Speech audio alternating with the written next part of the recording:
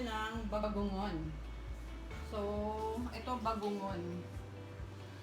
Hindi pa ako nakakatik nito. This is a sea snail. So, nabili ko to kahapon. And I plan to cook this with malunggay and kalabasa. So, ito yung mga main ingredients natin, guys. Luluto ko siya sa gata. And sibuyas, kamatis, luya, bawang, and siling haba. Igigisa natin siya. And later on, titimpla natin, lalagyan natin ng gata. Hindi na kayo, magluto tayo. Ginataang bagongon with kalabasa and malunggay.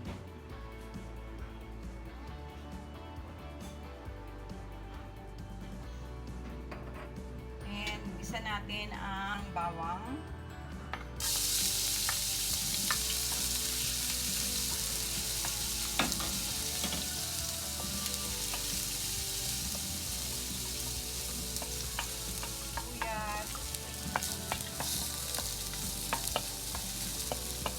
Lagay na rin natin ang luya.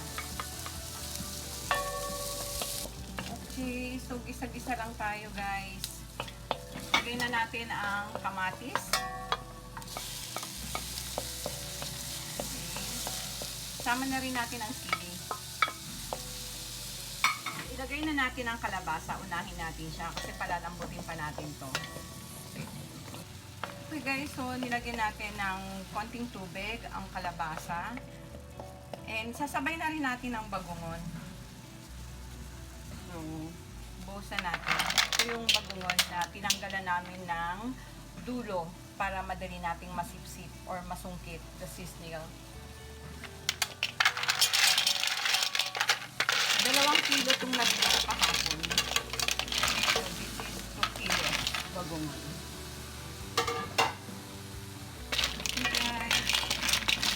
Luto lang muna natin siya. Takpan natin siya. Then, let it simmer. Let it cook for 3 minutes. Okay, check na natin siya. Ito na yung ating bagongon.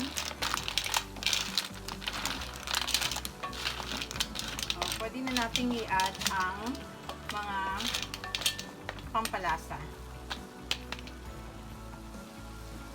Tayo ng patis.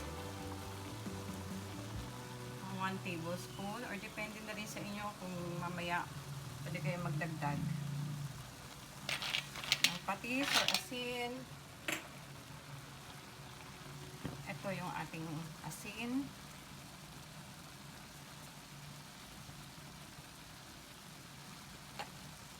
Okay. Paminta.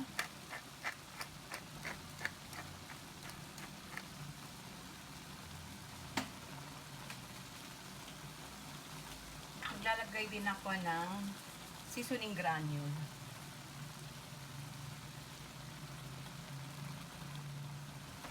Okay, halo lang natin. Ito na yung kalabasa. So, nadurog yan, mas malasa. Haloin lang natin siya. Okay, and lagay na natin yung gata or the coconut milk.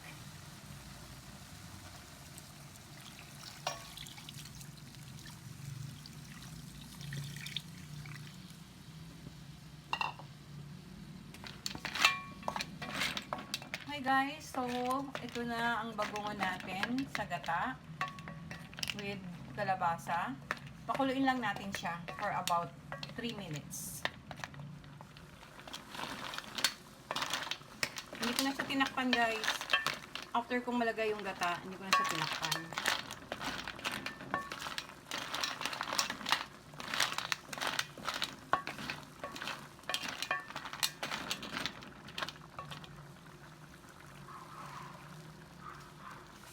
Meron pala ako rito guys na ano.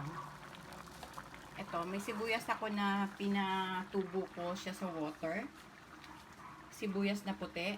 So, anihin natin itong mga pwede nang tanggalin. Okay, isama natin sa ating bagongon. Ito guys. Kunin na natin siya. So, Okay, so nakaani ako ng dalawang peraso. Enough na to guys.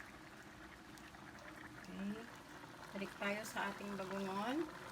So, pwede na nating idagdaga yung ating malunggay.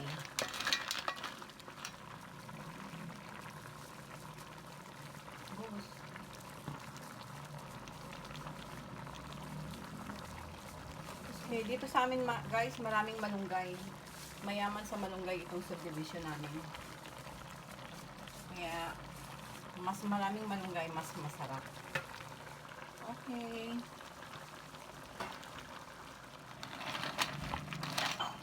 Okay, it's almost done guys. Konti na lang, luto na yung ating ginataang bagongon sa malunggay at kalabasa. Natikman ko na siya at okay na sa akin yung alat. Yung kanyang tamang alat at may tamis. Manamis-tamis siya kasi dahil sa gata at saka sa kalabasa. Guys, it's done. Lagay ko lang yung spring onion. Okay, luto na. Kain na tayo.